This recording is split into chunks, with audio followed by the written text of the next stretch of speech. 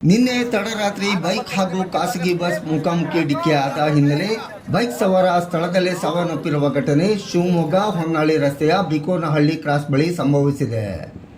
ಅಪಘಾತದ ರಭಸಕ್ಕೆ ಬೈಕ್ ಸವಾರ ಶಿವಕುಮಾರ್ ಸ್ಥಳದಲ್ಲೇ ಸಾವನ್ನಪ್ಪಿದ್ದಾನೆ. ದಾವಣಗೆರೆ ಜಿಲ್ಲೆ ನ್ಯಾಮತಿ ತಾಲೂಕಿನ ಹಳೆಜೋಗ ಗ್ರಾಮದ ನಿವಾಸಿಯಾದ ಶಿವಕುಮಾರ್ ತಮ್ಮ ಬೈಕ್ನಲ್ಲಿ ಮನೆಗೆ ತೆರಳುತ್ತಿದ್ದ. ಈ ಸಂದರ್ಭ ಜವರಾಯನಂತೆ ಬಂದ ಖಾಸಗಿ ಬಸ್ಸು ಹಾಗೂ ಬೈಕ್ನಲ್ಲಿ ಬರುತ್ತಿದ್ದ ಶಿವಕುಮಾರ್ ಮಧ್ಯೆ ಅಪಘಾತವಾಗಿದೆ. ಈ ಅಪಘಾತದಲ್ಲಿ ಶಿವಕುಮಾರ್ ಸಾವನ್ನಪ್ಪಿದ್ದು, ಶಿವಮೊಗ್ಗ ಗ್ರಾಮಾಂತರ ಪೊಲೀಸರು ಸ್ಥಳಕ್ಕೆ ಭೇಟಿ ನೀಡಿ ಪರಿಶೀಲನೆ ನಡೆಸಿದ್ದಾರೆ.